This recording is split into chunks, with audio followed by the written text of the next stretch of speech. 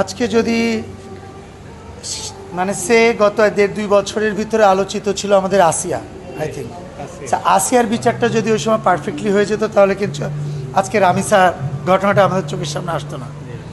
আমাদের এটা টোটালি, আমি আগেও বলেছি, আমাদের এটা টোটাল কেমন যেন একটা রুটিনে চলে আসছে। আমরা রুটিন মাফিক আমাদের ক্রিমিনালরা আমাদের মা বোনদের ধর্ষণ করছে, আমাদের বাচ্চাদের ধর্ষণ করে মেরে ফেলছে, এটা একটা রুটিন। আমরা যতক্ষণ না পর্যন্ত এখান থেকে বের না হতে পারবো ততক্ষণ না পর্যন্ত এটা সমাপ্তি হবে না। সো আমার যতটুকু ধারণা বা আমি অ্যাজ এ বাংলাদেশের নাগরিক হিসাবে যেটা মনে করি সেটা হচ্ছে একজন ধর্ষককে জনসম্মুখে মেরে ফেলা উচিত। যতক্ষণ না জনসম্মুখে মেরে না ফেলবেন ততক্ষণ পর্যন্ত এর থেকে তো বড় পর্যায়ের শাস্তি কিছু হতে পারে না। সেক্ষেত্রে এটা এমন শাস্তি নজির হয়ে থাকবে যাতে পরবর্তীতে কেউ একটা অপরাধ করতে গেলে চিন্তাভাবনা করে অপরাধ করবে।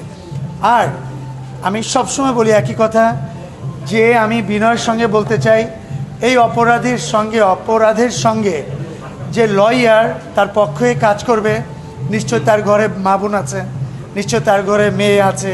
সো তাদের চেহারাটা একটু দেখবেন। আজকে আপনার যদি পরিবেশ পরিস্থিতি হতো আপনার কি হতো? আমি বিনীত রিকোয়েস্ট করব যে লয়ারগুলা যারা প্রফেশনের খাতিরে, যারা অর্থ ইনকামের খাতিরে এই অপরাধীদের পাশে এসে দাঁড়াবেন, অন্তত তাদের থেকে দূরে থাকুন। আর যদি দূরে না থাকেন, আমার মনে হয় আপামর জনতা এবং আইনের অধীনে তাদেরও শাস্তির বিচার করা উচিত। ধন্যবাদ। আমরা কখনো চাই না আসি আমাদের লাইফ থেকে আমাদের চোখের সামনে এত কষ্ট পেয়ে মারা যাক।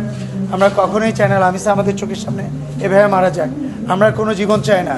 আমরা শক্ত হাতে শক্তভাবে আমাদের প্রতিটা ঘরের মা বোনরা, আমাদের প্রতিটা এলাকার মা বোনরা, ভাইরা, বাবারা, আপনারা যারা সংবাদকর্মী আছেন তারা, আমরা সবাই শক্ত হাতে এটাকে প্রতিহত করতে চাই।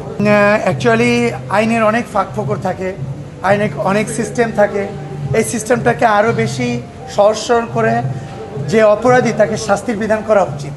আমার মনে হয় এই জিনিসগুলো আমি দেখতেছি, ছেলেটা জবানবন্দি দিচ্ছে, আমি দেখতেছি তার কাছে প্রুফ আছে সে অপরাধী। তাহলে অপরাধীর শাস্তি হতে এত কেন লেট হবে? এটাকে দ্রুততার সাথে শাস্তি হওয়া উচিত। এই সিস্টেমগুলো আরও ইজি করে দেওয়া উচিত। ধন্যবাদ সবাই।